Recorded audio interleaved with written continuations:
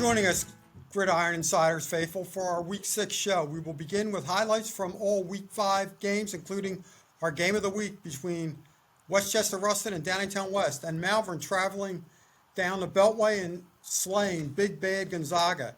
And for the first time ever, the GOAT of prognostications by District 1 playoff seedings, Kyle Berger, will join the roundtable. And finally, Coach Moyer stays red hot in his predictions in Week 5. So let's kick it off. But first, a word from Studio One, the home of ChesCo Gridiron Insiders. Highlights of this week's games are brought to you by Studio One, the home of ChesCo Gridiron Insiders for our inaugural season.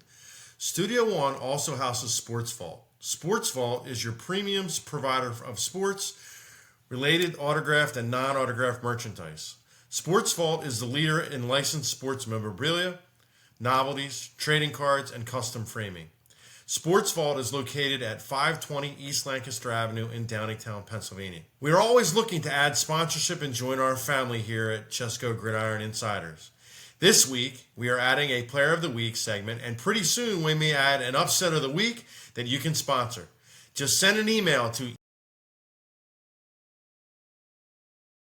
and we can set you up with the sponsorship package of your choice. Okay, we start our Week 5 highlights in Oxford as the Unionville Longhorns take on the Hornets. Unionville running back Brody McLaughlin here is going to break off a long run to set up Unionville in Oxford territory.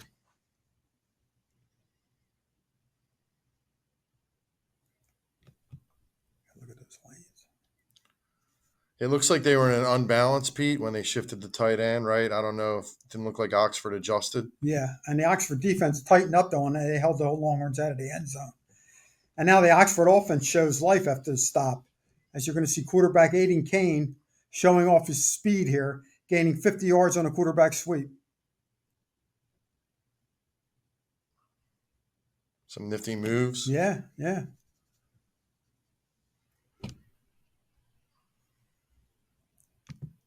And they're going to continue to drive, and Oxford gets inside the 10-yard line. But you're going to see right here, Kane back to pass as he looks into the end zone here.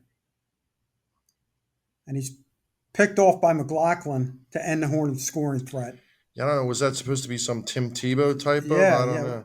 Oxford tries to get on the board here with a field goal, but big defensive lineman Demetrius Getsos blocks the attempt.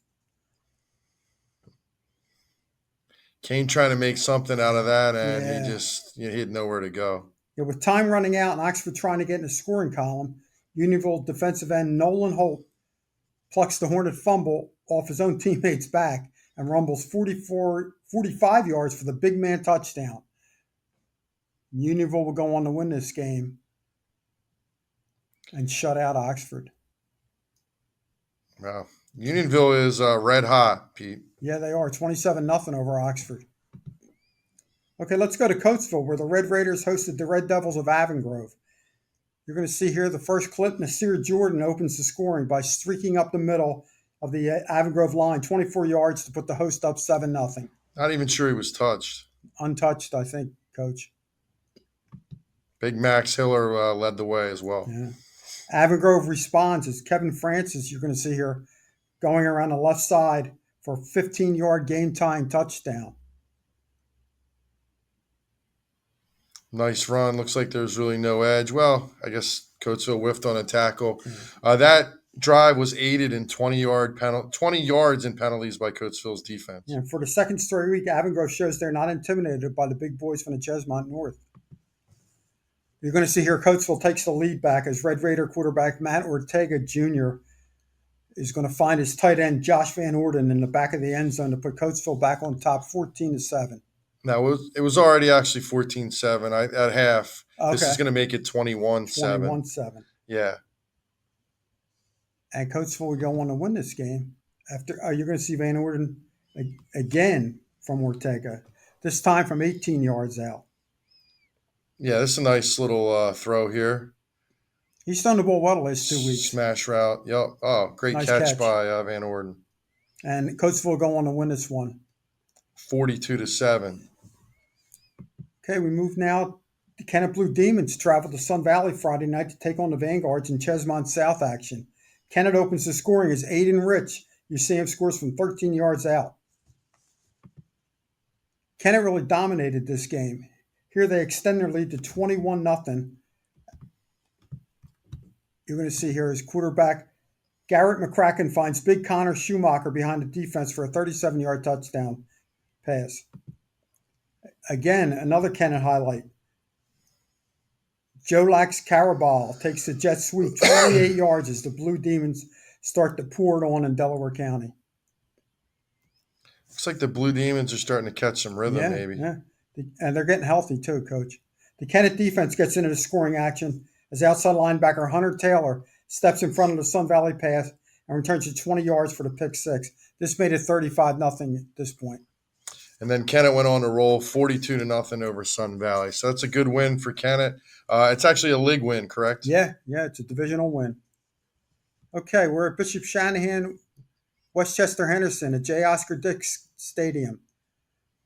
Shanahan won last week's game of the week, and they visited the Warriors of Westchester Henderson Friday, looking to run their record to 5-1. Eagle quarterback Anthony Aguila has the first big play of the game. He rips off a 45-yard run to put Shanahan in Henderson territory. Shanahan would later score on the possession to take a 6-0 lead as the extra point was no good. Henderson comes right back, though.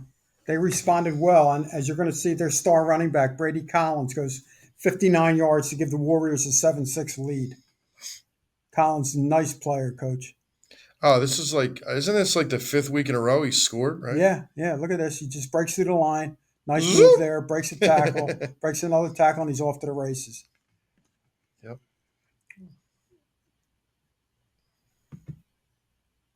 But we really don't have to wait long for the Shanahan response as Sam Conti takes the ensuing kickoff 90 yards with the help of some great blocking up front to put the Eagles back on top, 14-7 as they converted the two-point conversion. That can be a backbreaker.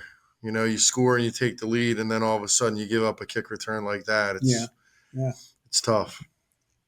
Shanahan's special teams, they make another big play here, and it surprised the heck out of almost everybody, including myself, at J. Oscar Dix Stadium. You're going to see here in punt formation, the up back, Nate Bracken, takes the short snap and finds Conti in the middle of the field for a first down on a fake punt. Everybody loves fake punts this year. It's crazy, especially in their own territory. That is really not a high percentage play. I mean, he threw it into traffic, but, I mean, if you convert. Yeah, the Warrior defense played hard all night, for the most part containing the high-powered Shanahan offense. Here, you're going to see safety Sean Bryce put his helmet on the football, forcing the fumble, which Henderson recovers. Nice play by Bryce here, right on the football. How many times did you say Henderson? Or 5 Henderson fumbles for Shanahan. Wow. And 3 lost fumbles. Normally, if that happens, you're not going to win football games. Yeah, but it would not be enough, though, as Shanahan wins 21-7. Kudos and a shout-out to Shanahan defense for holding.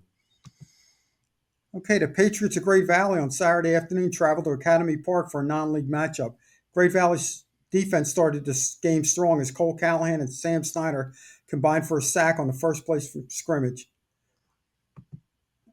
We're moving along here. Down 8-0, Great Valley fights back as Timmy Schumacher bursts through for a 5-yard touchdown.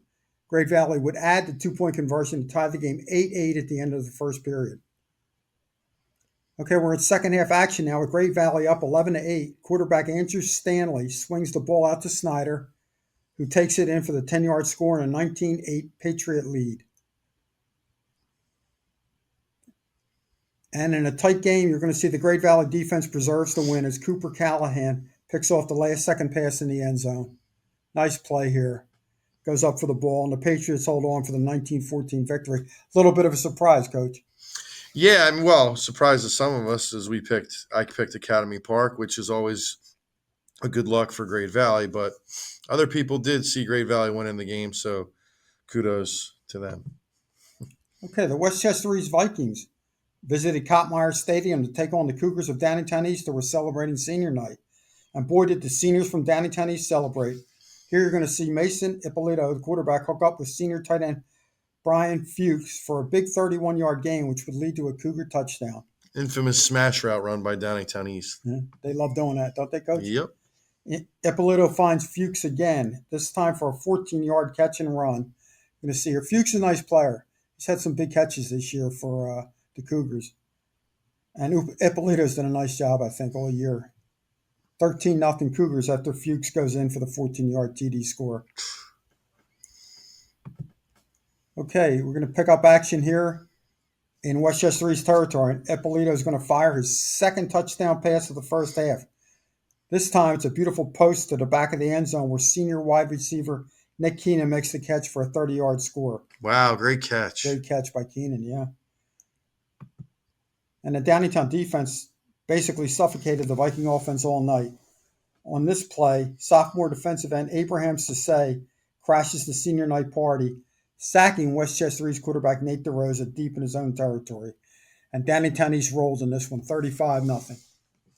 Wow, 3 touchdown passes. You don't see that a lot. Must be a new thing for Downingtown East. Okay, Malvern traveling to nationally ranked Gonzaga from D.C. Let's pick up the action through the second quarter. After 3 straight fullback plunges by Jake Bauer didn't hit pay dirt, Jackson Melanson calls his own number literally on a weird quarterback naked bootleg, and Malvern jumps on top 7-0. Touchdown by Jackson Melconian. Gonzaga takes the ensuing possession, drives a length to the field, but fumbles this exchange on 2nd and goal. Huge break for the Friars. Okay, here you're going to see Malvern with the ball again. Melconian hits Pelicata on an out and up on the first drive of the second half, and Malvern is in business.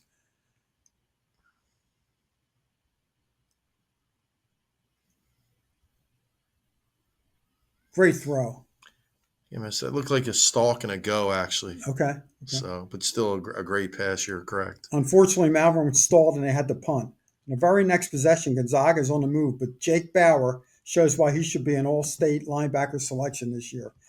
Watch this play, Pete. I mean, not many Mount linebackers can make this play in space like he does. He absolutely blows up the screen here. What a play. Against anyone else is a big game, isn't it, Coach? Absolutely. Gonzaga's probably had gains like this all year long. Malvern has the ball to begin the fourth period, and they fumble the ball. Gonzaga recovers here and returns it inside the 10-yard line.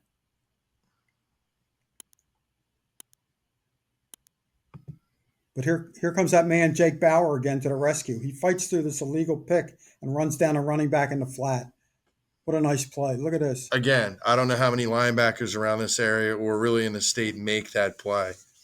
Yeah, Bauer drags the receiver down at the 6. Now it's 3rd and goal, and Bauer's going to do it again. He steps in front of this pass in the end zone, and Malvern still has a 7-0 lead. I mean, look at that. I honestly, Pete, it's been a long time since I've seen linebacker play like that. He's had an unbelievable game. He should really be considered for an all-state linebacker in the state of Pennsylvania this year. I truly believe that. Malvern can't move the ball, so they line up the punt, and disaster strikes, as you're going to see here. Just like that, the score is knotted up at 7 on a block punt with 8:19 to go in the game. Boy, a battle of 2 heavyweights here, Coach. Yeah, you're winning 7-0 for the majority of the game, and then something like that happens. It can really be deflating, but watch what the Friars do next. Yeah, that's when Malvern gives Gonzaga a nice extra large cup of juice. Andrew Pelicata goes Wildcat power for 15. This is Malvern's go-to formation, I think, when they really need something. And there he goes.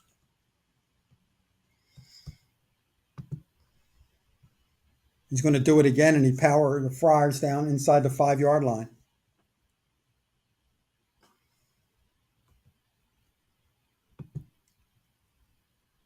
Okay, on the very next play, Wildcat counter tray, and Malvern goes back on top as this breaks into the end zone.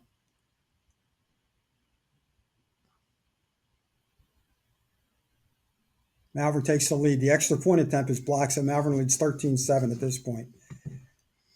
And guess who puts his signature on the last drive of the game? If you love linebacker play, this is textbook by Bauer. Textbook.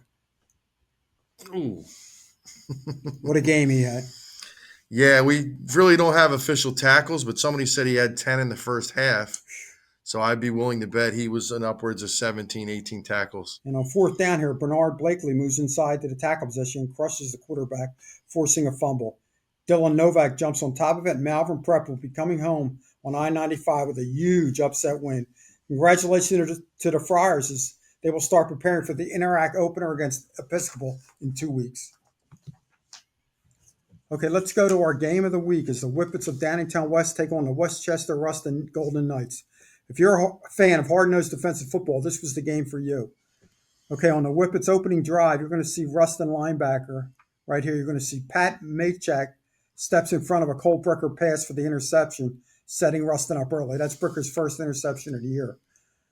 However, the Whippet defense would stiffen and hold the Golden Knights out of the end zone. Anytime you have two evenly matched teams, special teams often make the difference. Here, Whippet punter T.J. Sinkus had a tremendous night, pinning the Ruston offense deep in their own territory several times. Here you're going to see he punts the ball all the way down to the Ruston 1 yard line. And that's tough to go 99 yards on a defense like Downingtown West. It's tough to go 90 yards on any defense, really, Coach. The Whippet offense, got on track, though. You're going to see this in the second quarter. They started to crease the Golden Knight defense. Okay, the ball's on their own 48-yard line. And Tommy Miller takes the handoff and goes 32 yards down to the Ruston 21-yard line. It's a simple sweep that he cuts back. Back. Outruns some people there down at the 20. Okay, this is 3 plays later. You're going to see maneuvers past the Ruston rush, finds Miller on the sideline to the Knight 5-yard line. Bricker stepped in and done a nice job this year for the Whippets. He really has. I mean, he should get definitely consideration. I don't know if they do it anymore, but for MVP of the league. And Darian Smith finishes off the drive on a well-designed crossing route. You're going to see here catching the Bricker pass and putting Downingtown West up 7-0 on the Golden Knights. Yeah, Smith's another guy that's really been great for West, not only on offense, but defense as well. You see here, nice pass from Bricker coming up here.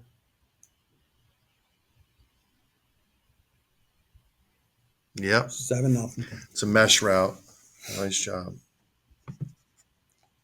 Ruston would strike back later in the period as quarterback David McLean sells the play-action fake, finds tight end Luke Spitzer behind the Whippet defenders for a 36-yard game-tying touchdown, and we're all knotted up at 7.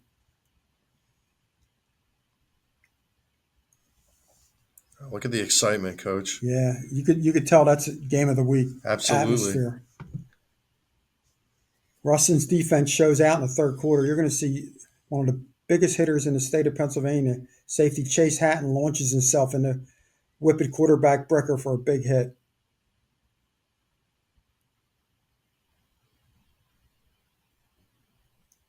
It's the play, though, when we talked about, when Downingtown West needs something, especially in the past, they always go to that quarterback power play out of the shotgun with the jet motion.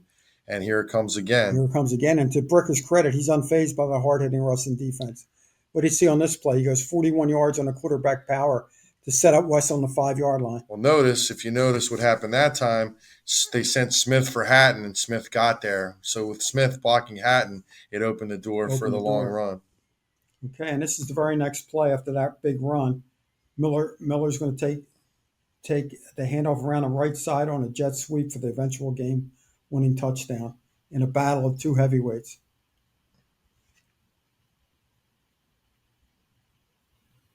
Jet sweep, good blocking. Yep. Nice run. Okay, with just under 2 minutes remaining, Ruston threatening on the Whippet 25, defensive lineman Carter Bryant beats the Ruston O-line for a key sack. You see coming up here to preserve the win for Downingtown West, 14-7, as he sacks McLean. It's a great win for the Whippets, and obviously Ruston played very well. They lose their first game of the year, but hopefully they'll rebound, and play another strong game against Downingtown East. Looking really forward to seeing that one. All right, well, let's take a break, and we'll head to hear a word from our sponsors at the PA Rebels. If you're looking for a travel baseball program that is competitive but focuses on player development, please check out the PA Rebels program out of Westchester, Pennsylvania. Their development program has led to over 45 players gain college baseball opportunities over the past 4 years. All right, welcome back. We got a special treat for you today. The University of Miami's finest, North Penn Athletic Director Kyle Berger, otherwise known as the guru of District 1 playoff seeding. He's going to give us a little insight on what we can look for some of the ChesCo teams on 5A and 6A this week. Kyle, really thanks for joining us. We really appreciate it. This is a special treat for not only us, but all our ChesCo Insider faithful. I mean, this time of year, that's what everybody's looking for. Everybody wants to see the playoff seedings, and there's nobody better at it than predicting it than you. So I do have one question for you before we start.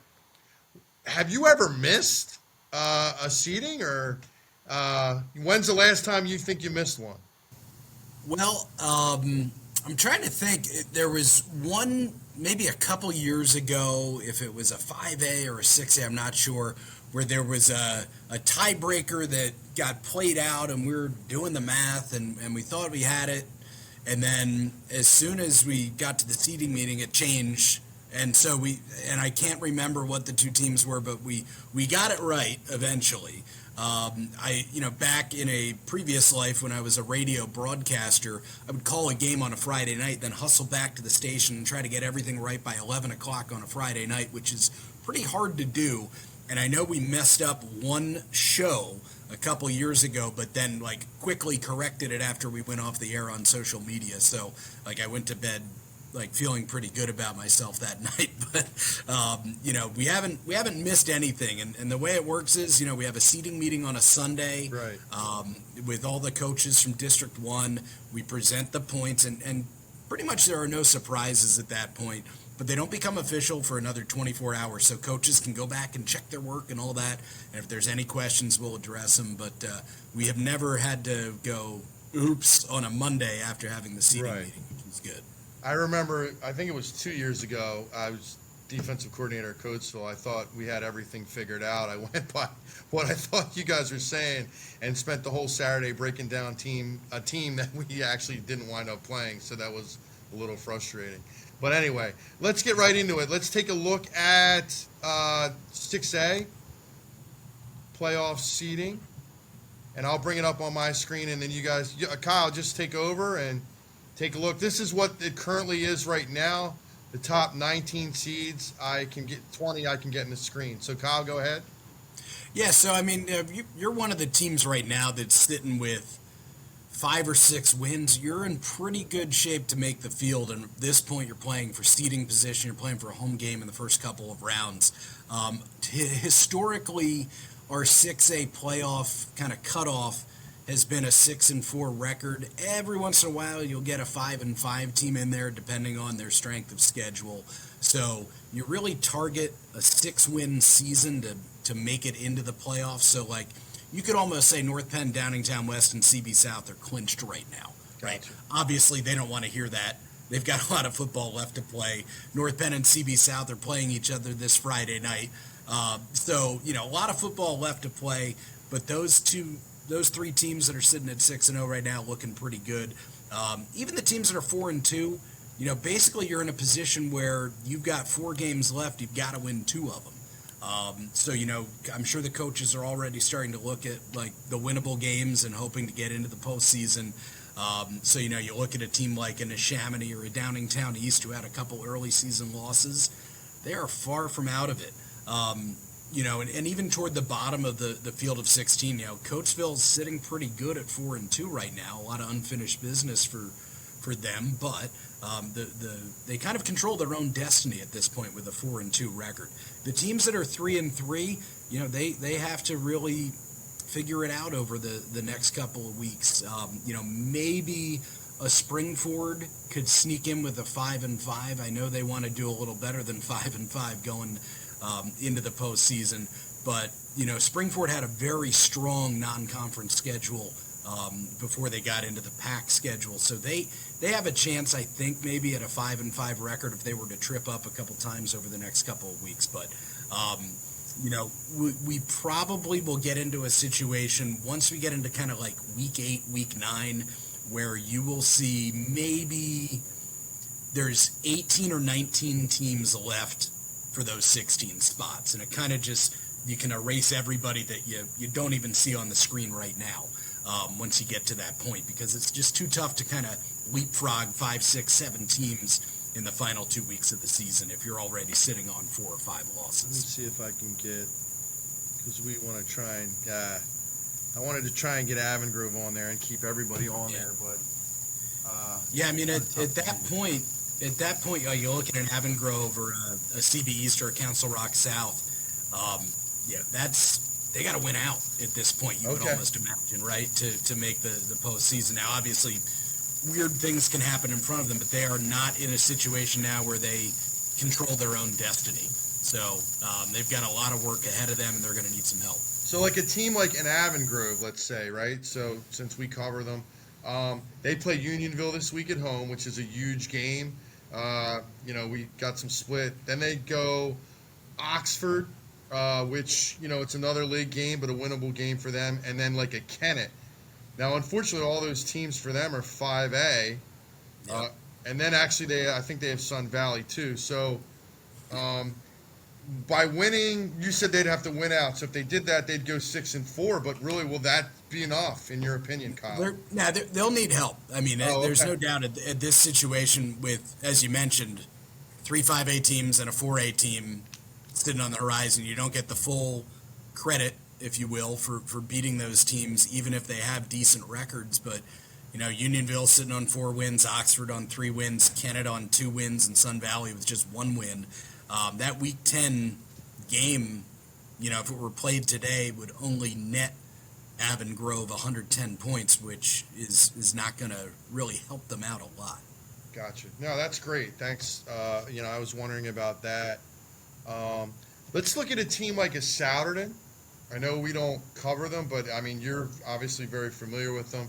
They're 3-3, which I was kind of surprised about. I thought that they would be 4-2 at this point, at least. Yeah. And they have like a Cheltenham and an Upper Dublin left, and I thought those would probably be tough games, with the other ones winnable games. But what if they were able to kind of, I don't know. I think, how would do you go about like kind of trying to figure out, hey, they're probably not going to beat Upper Dublin, or you don't do that at this point? So, typically when I try to figure out like an if-then situation with a team like that, with a bit of a toss-up game, Upper Dublin's not as good as they have been over the last couple of years. Okay. And they're sitting at 4-2 right now, so they've played some good football. But I would call that game 50-50 probably. And Souderton, if the next 3 weeks, Ben Salem, Council Rock South, Council Rock North, on paper Souderton should win all 3 of those games. Yep. So that puts them at a 6-3 going into the final week of the season, where I think they get in at 6-4. I know the Souderton faithful are probably a little upset at the Week 5 result. They were up, I believe, 28-0 on Quakertown and lost 35-34 on a buzzer beater Hail Mary at the end of the game. So I mean, they could be sitting right now at 4-2 and looking really good. But because of that result and the comeback they allowed against them, they've got to take care of business down the stretch to make it. Right, but so that's a team, if we look at under 16, we think, we could see them jumping into the 16. So then my next question would be, if we saw them jump in, because as I look at everybody else around, maybe Ben Salem, but no one else really impresses me with the schedules they have left. Who would they unseed, do you think? Do you have... Yeah, you look at a team like Pennsbury, who's sitting at 14 right now with a 3-3 record. Right. They play CB West this week. They play North Penn the following week, and they play Neshaminy in their rivalry game the final week of the season. So that, if you're on the outside looking in, maybe that Pennsbury team, and they play good hard-nosed football. I mean, they held CB South to, I think, 14 points on Saturday in their game. So, they're not a pushover, that's for sure. But based on their schedule, maybe there's just an avenue for a team on the outside looking in. That's the team you kind of keep an eye on. Well, my last question, and you don't have to go into great detail, but a 5-5 Pennsbury, because I guess they're probably playing 10 6A schools. Are they in? That's I hate to say I don't know. But that's a tough question because you look at will there be a 5-5 team that gets in? Because Neshaminy and Pennsbury could conceivably be entering week 10 playing against each other with identical 5-4 records, right? So one team gets to 6-4, one team drops to 5-5. Does that eliminate the 5-5 team? It remains to be seen. I get the feeling, just without trying to stimulate 5,000 games over the last 4 weeks of the season here, that there is probably an avenue for a 5-5 team to make it. Just you look at a lot of 3-loss teams that are right on the bubble right now. A couple of those teams are going to lose 2 of the final 4 here. Agreed. And that tells me that we might have a 5-5 team make it as the 16 this year. So last question for me. I don't want to seem like I'm hogging from these guys. These guys are going to probably kill me when they get me on Friday. But if you go to the where is Penn, the 8th seed? I mean, it's realistic to see that 8th seed, that could be the one, because they have Neshaminy, CB West. Now both of those games are at home, but then at CB South to close down the week. Like, I mean, they could lose 3 of their remaining 4. They play at CB East on, I guess, week 8. Like, I mean, I could see them going 5-5 there, right? Yeah, I think this game with Penridge and Neshaminy this week, I mean, I don't want to call that an elimination game. I don't think that's fair. But I think if Penridge beats Neshaminy, you can pretty much book them for the postseason. Wow. Right. Even with West and South, they kind of do the tour of Central Bucks with West, East, and South over the last 3 weeks of the season. Probably favored over East, but underdogs against West and South. So, that gets them their 6 wins, and they should be good. Perfect.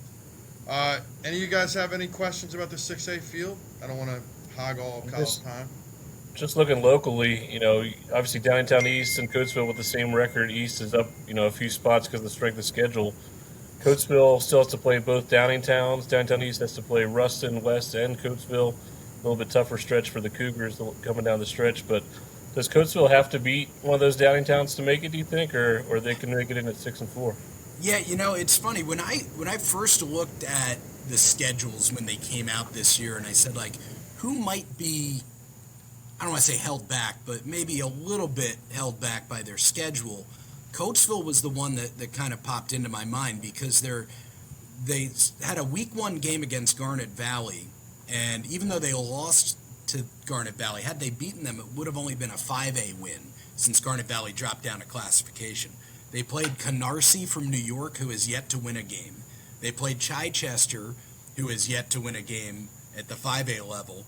And then they lost to Perk Valley as well, who's going to get them some bonus points. So those for the week 2 and week 3 opponents for Coatesville really didn't help them out. And of course, they've got Shanahan week 10, which is a 4A team that won't get them a ton of points, because that's worth 40 less points than a 6A game if they were to win that. So, Nate, to answer your question, I think Coatesville is going to have to get one of the 2 Downing towns to kind of control their own destiny, if you will. I think if they do not beat either of the 2 Downingtown schools, you're probably looking at maybe needing a little help to get in. Yeah, just finally, you obviously have an inside look there, but is this the North Penn of old, or what are we looking at from North Penn these days? So, I've seen all of their games this year from the sideline pretty much, and I would say, the scouting report, if you will, on North Penn this year is their defense has been a lot better than it has been over the last couple of years. I mean, they lost so many games the last 2 or 3 seasons that were like 42-35, which is just not like the type of defense they've been known for in their heyday. They've been holding opponents to pretty much 2 touchdowns or less in every game this year, and they got beat on a trick play by CB East last Friday night for a touchdown. But overall, the tackling, the defensive line has been really good, and they just have a bunch of options. They've got a mobile quarterback who can run. They don't do many designed runs with the quarterback, but he can scramble. rip off a 50-yard run at the drop of a hat. They've got a stable of running backs that can kind of come at you, and they're big on the offensive line, which they haven't been for the last couple of years. Yeah, I thought the quarterback won the Downingtown East game for them the first, and then I really like the running back 29. You know what I mean? He's like a nice change of pace guy. But Yeah, you know, Matt Pownell is his name, and I said to a couple of people that every really good North Penn team since the turn of the century has had a player like him who just kind of is that change of pace back that runs hard, is not like 6'3", 220, but can be shifty, can make a game-changing play on a counter play or a reverse, and he's been a guy that's done that for them this year. Pete, questions? Kyle, I just need to know one thing. Do you see anybody in the top 8 that maybe with the strength of schedule coming up is going to fall out of the top 8? Like, is an Owen J. Roberts going to be able to stay up there? So, you know, it's funny. I look at, and I said to you guys before we kind of came on the air that the sheet that I keep kind of banks the earned points that a team already has for teams they haven't played yet. And this is kind of a problem that is endemic to the Pac with the way they set up that Week 10 crossover game, right? They're setting up their big schools to always play schools that are 5A or lower, and that hurts them, right? And so Owen J. Roberts right now is sitting at 8th in my standings because of future possible points. So, Pete, I think that's a good point that if Owen J. Roberts, even if they win out, I don't see them necessarily hanging on to a top 4 seed, you know, and they will wind up playing. They've got Boyertown and Methacton the next 2 weeks, so they should win those 2 games. Big game Week 9 against Springford, because remember, Springford's kind of coming up from the bottom to catch them, or at least try to.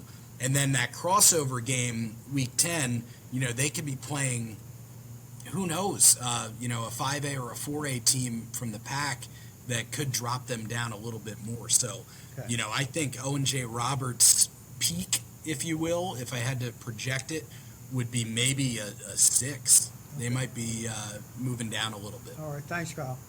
Yep. Coach Wolf. You know, Kyle, looking at these top 16 teams, it's not like, you know, the field of the past where you had a Garnet Valley was head and shoulders better than everybody. Coatesville in their heyday was head and shoulders above anybody. Who do you like coming out of this 6A bracket? Maybe, you know, playing in the semifinals. Let me answer that question after Friday's North Penn CB South game, because I think honestly, you know, between North Penn, Downingtown West, and CB South, I mean those teams have kind of separated themselves, I think, a little bit between the two, between the rest of the schools in 6A, and I think, you know, this game on Friday is really the game for the number 1 seed, I think. And also to potentially get yourself away from playing that opponent in the semifinal and maybe not seeing them until the district championship game, right? So, yeah, I mean, I think the winner of North Penn and CB South has that inside track to the number 1 seed and home field advantage throughout the district tournament. And then I think, you know, Downingtown West would be a pretty easy pick to make right now to be in the final game as well. You know, I look at Perk Valley too, right? And they had a couple of tough results at the beginning of the season. They're a team that's somebody to watch, right? They lost to Chester, who was a really good 5A team, and they lost to Downingtown West, right? So those are their 2 losses. Those are 2 really good losses to have on your resume, and one that I don't think anybody will hold against them. So I look at Perk Valley maybe moving up and maybe grabbing a number 3 or a number 4 spot if they win out. They had their monster one this week with Springford. Yeah, always a great game between those 2. But then they go Norristown, Methacton, so I don't know how many points that'll yield them. But, I mean, It is what it is. Yeah, exactly. And again, you know, you when you're a coach that's trying to get your team as high as possible, you just kind of shake your head and say, like, man, if only we could schedule whoever we wanted to Week 10, get a 6A team, but they're going to wind up playing a 5A or a 4A team. one last huge tilt, and we don't really have to talk about it a lot, but like Hereford High has been a huge surprise this year, going to the, I guess the midline attack that, similar to Garnet Valley.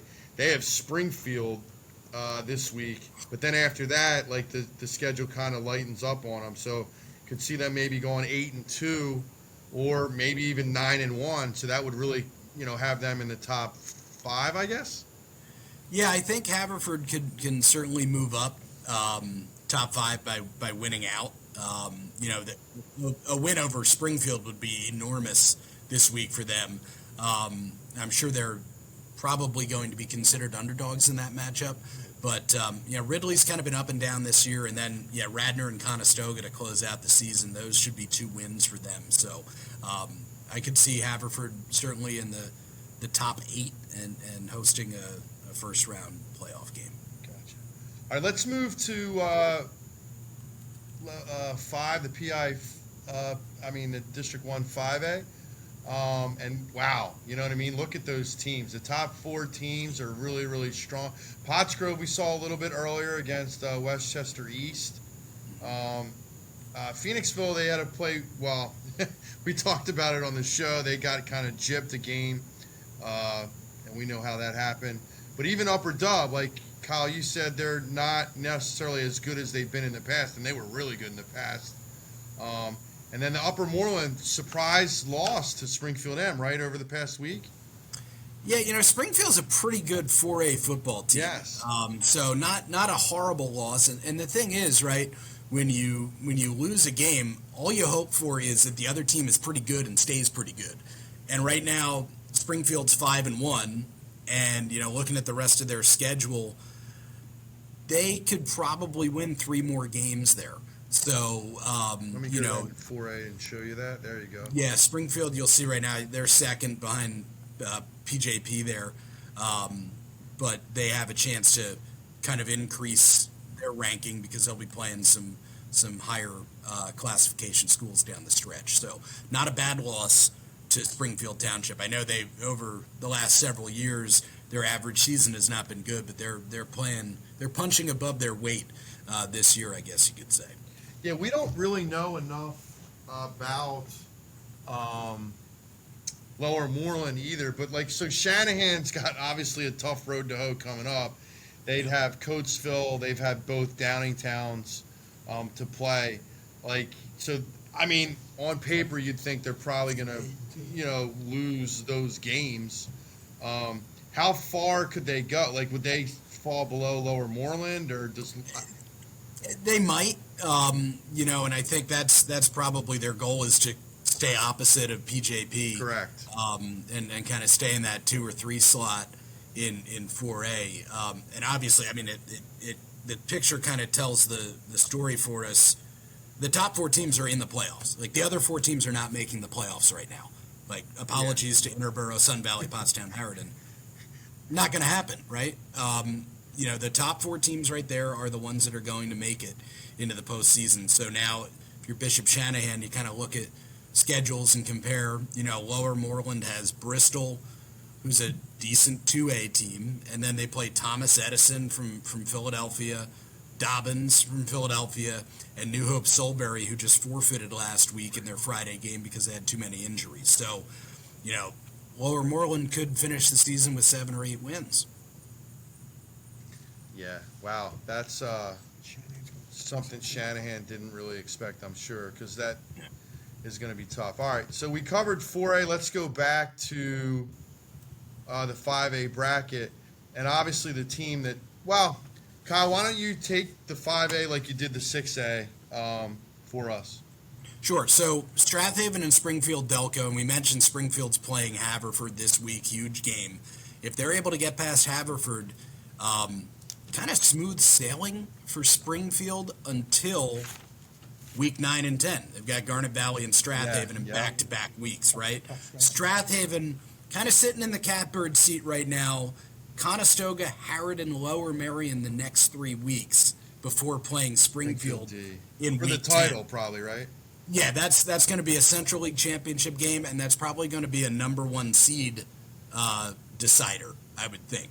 I mentioned my numbers kind of take into account the future potential of a team's points. And Springfield is actually way ahead of Strathaven on my chart just because the next 3 weeks, 1 win, 0 win, 0 win opponents for Strathaven. Right. Right. So, like, they're going to kind of come back together a little bit. I know that's like a 40-point lead right now for Strathaven in total points. That will be pretty much eliminated this week after Springfield plays Haverford. So Right, the only and difference will be, if Springfield beats Haverford, great. If not, they drop down a little bit. But I think it's really that 3-horse race there between Strathaven and Garnet Valley. But Garnet Valley and Strathaven already played this year, and Strathaven beat them. So they kind of have the leg up on them.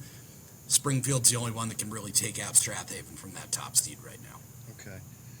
So Springfield, as you mentioned, plays Haverford High. Then they have Garnet Valley and Strathaven. And Haverford High and Strathaven are both away. Garnet Valley, they get at home. But still, 3 really, really tough games.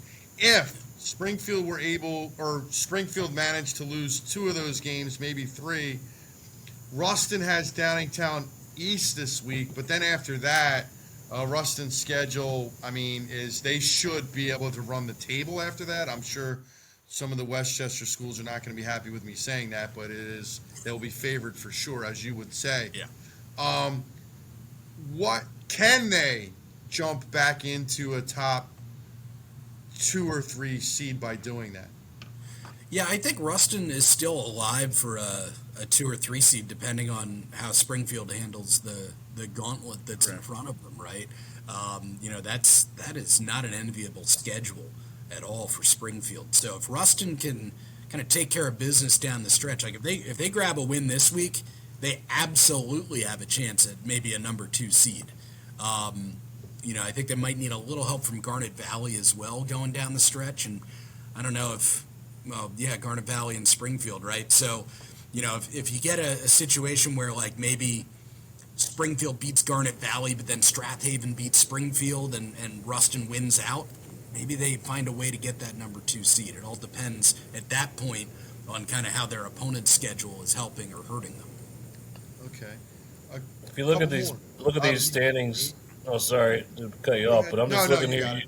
Like Chester sitting there at 10. Is that the team that those top seeds are kind of eyeing up and hoping that Chester lands on the opposite side as a lower seed? Yeah, Chester is 100% the 5A team that nobody wants to play, right? I think they're a team that, their only loss this year is a 4-point loss to Imhotep. Right.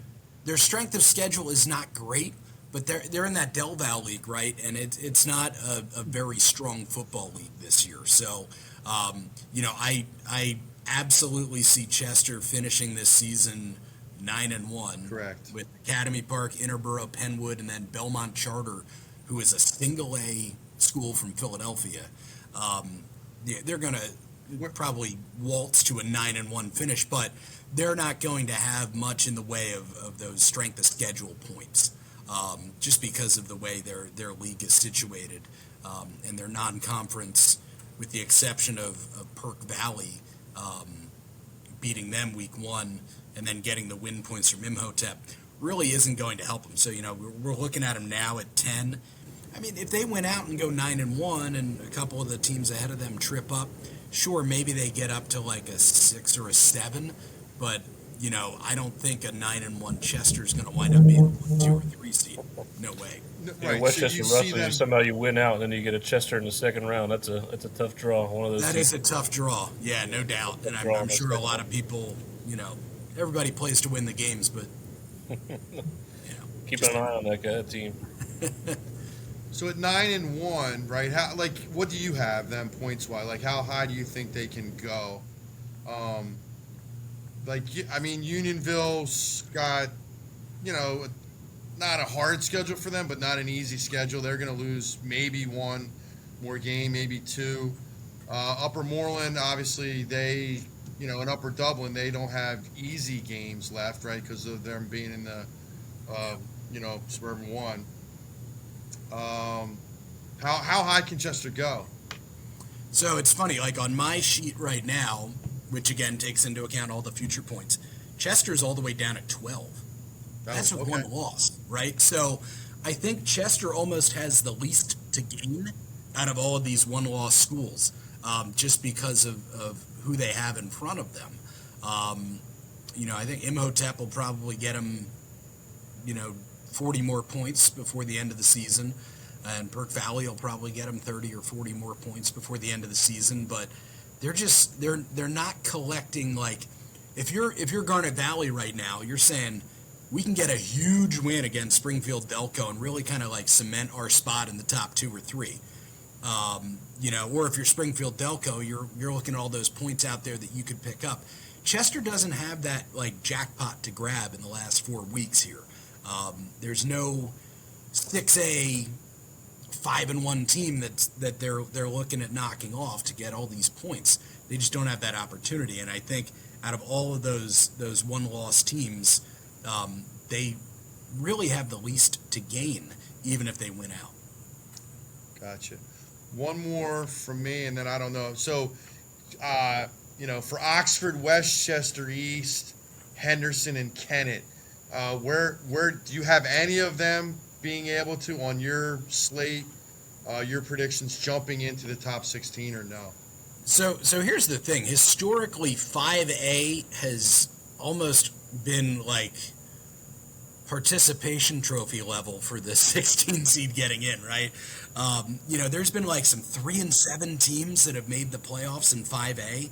Now, we added, I think, 3 or 4 teams that reclassified this year, so there's a few more teams playing for those spots. Certainly not out of the question to have a 4-6 team make it as a 16 seed this year. I don't think that's too much of a stretch to say. You've got right at the bottom right now, 14, 15, 16, Upper Perk, Radnor, Academy Park, and then Oxford at 3-3. I think a 4-6 team probably will get in this year for the 5A playoffs. Okay, that's great for those teams to know. Yeah. Typically, I find that at this time of the year, there are many more teams in the chase in 5A than there are in 6A. Tom, anything? Yeah, Kyle, those top 4 teams, Strathaven, Springfield, Garnet, and Westchester Ruston, are those the 4 best teams in 5A? Yeah, I think Chester might have something to say about that, even though they're way down, right? And which is kind of to Nate's point, like, ain't nobody want to play Chester in the first or second round, right? And I think also like the importance of if Chester can get up into the top 8 and then they get a home game because they play Saturday home games, right? Which a lot of teams aren't used to, and that's a huge advantage for them. I think Chester just wants to win out. And I think this is one where, like, if it wasn't just straight math and there was a seeding committee, I don't know that you have Chester outside of the top 4 or 5 teams in the district, but the math is going to put them at 8 or 9 probably. Yeah, and that's a matchup nightmare for all 4. All 4 of those teams are very run heavy, very solid defensively, and you got Chester coming in playing 5 wide and chucking and ducking all over the place. Yeah. Well, that is, Kyle, thank you so much for joining us. We really appreciate it. Thank you. I will be in touch, or Nate will be in touch. We'd love to have you on again, probably like early on in the week 9. I know you're going to be swamped with everybody asking you to do things later on down the road. So hopefully you enjoyed yourself, and we'd love to have you back if we can. So we'll be in touch. Thanks, Kyle. Absolutely, guys. Thanks so much for having me. Thank you. All right. Thank you. I hope everybody at home enjoyed it. Let's enjoy the games, and we will head it to the prediction segment where we get to see who's in the lead. Kyle, thanks a lot. We'll see you guys soon.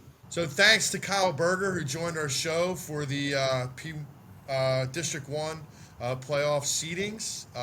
Thanks to Nate for helping get him on the show, and who knows, I'm hopeful we'll get him back before week 9. But now it's that time for week 6 predictions. After 5 weeks, we'll go over the records. The guy that led the field for the longest time, Coach Wolf, his record is he went 5-3 last week, and overall he's 48-14, which is very, very good. Pete last week went 6-2, right? Right. That's 47-15. That's also outstanding. Nate, newcomer to the show after 2 weeks. I mean, he's really good at what he does, but 11-5. Better have my history than my predictions. We expect the bounce back coming over the next couple weeks. And then that other guy, 6-2. I missed on on a game that I probably shouldn't have missed on, but anyway, 50-12. So right now, fortunate, but I can see Coach Wolf. There's two major games I think Coach Wolf's going to go against me, or I'm going to go against him, and he could catch me, and who knows? Pete's not that far behind with some weeks left to go. So let's get at it. Week 6 predictions. Let's start talking. Let's start out with Sun Valley at Shanahan. Shanahan, big win last week. Sun Valley got absolutely hammered by Kennett. I'm going with Shanahan. Pete? Shanahan, Anthony Aquila, their quarterback, 16 carries, 168 on the ground last week. Very elusive. Sun Valley's given up over 30 points per game on an average. I like Shanahan here. Tom? Yeah, Shanahan's going to beat him pretty easily. I really like the quarterback for Shanahan, Aquila. Slippery. He also plays safety on defense. He don't leave the field. Yeah. Nate? Yeah, same thing. I mean, it's interesting. You look at the quarterback, Aquila, 10 for 10 2 weeks ago against Unionville. Last week he only threw 5 passes, but he ran for 160 yards. So he can do it either way. It seems like he's kind of growing into that role, and another week to kind of get his footing against a weaker Sun Valley team. All right, Henderson. Coatesville travels to O&J Dix for the first time in 5 or 6 years. Pete, you were at Henderson last week, correct? Yeah, Henderson's defense, which had been a little suspect all year, actually played pretty well last week. They recovered 3 Shanahan fumbles, gave up 21 points, but they were still in the game early in the fourth quarter. Coatesville's got too much, though. With the big Hiller kid up front, all those running backs, Coatesville should win pretty easy here. Nate? Yeah, Coatesville, too much firepower for Henderson. Just, one of the sidebars to watch, Collins is at 888 yards, so he needs 112 to crack 1,000, probably be the first one from the area, but Coatesville's only given up 106 on the ground this year, so that's something to watch, see if he can crack that century mark. Tom? Or 1,000-yard mark, I should say. Yeah, I like Coatesville here. I think they got to play both Downingtowns in the next couple of weeks, so I think they're going to focus on getting fundamentals. Matt Ortega Jr., they want to get him involved in the passing game more. So I think they're going to put up big numbers against Henderson. So for me, I will also go with Coatesville. I just am interested to see, can Brady Collins keep his scoring streak going? That'll be the big one. Let's go with Downingtown West at Great Valley. Nate, why don't we start off with you? Oh, yeah, clearly a big Downingtown West guy over here. I think I picked them last week. I can't remember. Some of the Whippets reminded me after the Ruston game whether or not I did. But, yeah, I'm going to go with the Whippets this week. Great Valley, obviously a big win last week against Academy Park, which was a nice win for them. But I think the Whippets keep rolling. Smart pick. Tom? Downingtown West. Downingtown West wins pretty easily. Pete? Downingtown West, they got their running back, Spencer Dunn, played a little last week, back from injury. I think they roll over Great Valley. I got West, too. And as Kyle said, if, winning like that, I know going against Great Valley, who only has 2 wins, somebody might actually jump them this week, right? Because it's CB South and North Penn. Have them sandwich. It wouldn't surprise me. But Downingtown West is still going to be in there, so that's really important. Chi Kennett. Kennett, right? I mean, Chi doesn't have a win yet, which actually is not going to help Kennett. But I think Kennett can put up, any score they want. Pete? Yeah, Kennett should win this game pretty easy. Chichester's an awful team. Tom? Kennett. Nate? Yeah, same team. They obviously got a good roll going last week with Sun Valley, so they'll keep that going this week. Another Delco team. Looks like they're starting to get healthy. Oxford at Westchester East. Nate? Yeah, I mean, Westchester East just had they've lost three in a row. Just a brutal little stretch here. They desperately. I think they're the 17 and 18 seed in 5A, both these teams. So huge implications for this game. I think if the Vikings are a little bit healthier than they have been, if they get anybody back this week, it'll help. I think the Vikings pull one out, but Oxford, they'd love to make their name, so this is their chance. Tom? I like Oxford here. I think Oxford comes to play. Westchester East has gotten beaten up pretty good the last couple of weeks, so I don't know how healthy they are. I was at the Downingtown East Westchester East game last week, and they were carrying bodies off like it was a MASH unit for Westchester East. So I'm not sure how healthy they are, and I think Oxford gets a win here. Nice. Okay. Pete? I like Westchester East simply because they're home. I know they're beat up. Oxford didn't impress me at all when they got shut out last week by Unionville. I'll go Westchester East. Which I'm going to make this a lone wolf, no pun intended. I'm also going to take Westchester East. But like Nate said, this is Oxford's opportunity to really, do what they've done earlier in the year, right? I mean, this is a great opportunity for them. And both teams desperately need the games, as you heard Kyle say earlier in the segment, fighting for playoff seedings. All right, let's get to, some of the bigger games. All right, Unionville at Avongrove. Okay, this is, Unionville on a roll, right? I think, they just really shut out Oxford last week at Oxford, 27-0, and now they travel to Avongrove. They're not that far from each other. You know what? Avongrove has played the big boys the last 2 weeks, and they've basically gone both halves and been down by 7. That really hasn't happened in a long time. I'm actually going to take Avongrove. I don't know if that's an upset or not, but I like Avongrove at home. I think, hopefully, I didn't get the injury report from Coach Coffey this week. I guess that's on me. But if they are healthy, I think it's going to be a game. Pete? Love Avongrove in this game. Wow, love. I mean, they've battled Coatesville and Downingtown West in successive weeks. If this was the Avongrove of the past, those games are over after 5 minutes. They played them into the early third quarter. Unionville hasn't played competition like that. I like Avongrove. Coach Wolf? I thought I was going to be the lone wolf here, but I'm jumping on the bandwagon. Wow. To echo what Pete said, I'm really impressed with the way Avongrove has stood toe to toe. They had a chance to take a lead against Downingtown West a couple weeks ago. Last week they gave Coatesville all they could handle for about 3 quarters, and they fought the whole game. I like Unionville. They got some good skill players, but I think Avongrove's ready to make a statement. I thought for sure you were taking Unionville. Nate? I'll play contrarian. I'll go Unionville. I do think this is Avongrove's best team in a long time. Probably since those days when Harry O'Neill was coaching them, they had they beat Downingtown West a few years ago. But I like the way that the Longhorns have been throwing the ball. I think they get some big plays through the air, and I think they get it done. Kyle, welcome back. We thought we lost you during the PIAA prediction. So we are blessed to have you back, as we called you earlier, the GOAT. We're just picking our final predictions for this week's show, week 6. So we'd love to have you. Why don't you chime in? We got Unionville at Avongrove. Make a pick for us, pal. Give me the U, baby. There you go. All right. So we got I knew 2 he'd say U's. He's a Very Miami well. guy. Absolutely. Right. So we'll take that as well. And then we'll go to the big one of the week.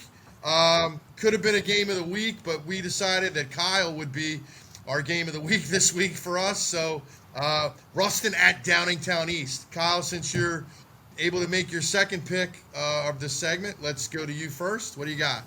You know what? I'm going to roll with Ruston. I think it's a good bounce back game for them. Tough loss against Downingtown West, who's starting to separate a little bit from everybody else. Give me Ruston in that one. All right. Coach Wolf, I can probably make this prediction for everyone, but we'll let Coach Wolf say. Yeah, you're right. I like Downingtown East here. I'm I was a little disappointed with Ruston last week. How offensively they couldn't get anything going against Downingtown West defense, and that's a credit to Downingtown West. I think Downingtown East is going to copy that game plan, and if Downingtown East can match their physicality, I think they can come away with a win. Nate. Yeah, just you look at these guys on paper, much like last week, very even. Ruston, Downingtown East, two staffs that just don't like to get out of their comfort zones too much. So I think East has a couple more options and a couple more tricks up their sleeve to get a couple big plays. That's kind of what did in Ruston last week. It was only a couple plays that West broke, but they set up their 2 touchdowns that way. I don't know if Ruston can match the physicality. I mean, they played really good defense last week, so yeah, I hate to have to pick, but I'm going to go with the Cougars. Pete? I'm going to go with Ruston, just for the simple fact that the last 2 times these programs met, Downingtown East has had a lot of trouble defending that wing T of Ruston. I like Ruston in this one. All right, yeah, I wish I would have checked in with Coach St. Clair and Coach Carey before I came on, but I did not get a chance. So, provided they're healthy, or hopefully maybe a little bit healthier than they played West, I'm not going to go against St. twice. So I'm taking Ruston this week, and we'll see what happens. So looking forward to that game. I know Coach Wolf will be there. I believe Pete, you'll be there. Yes. So I'll either be there or I'm going to head to Unionville Avongrove because we know that's a big one as well. So thanks for tuning in, everyone, and enjoy the games. We will see you next week.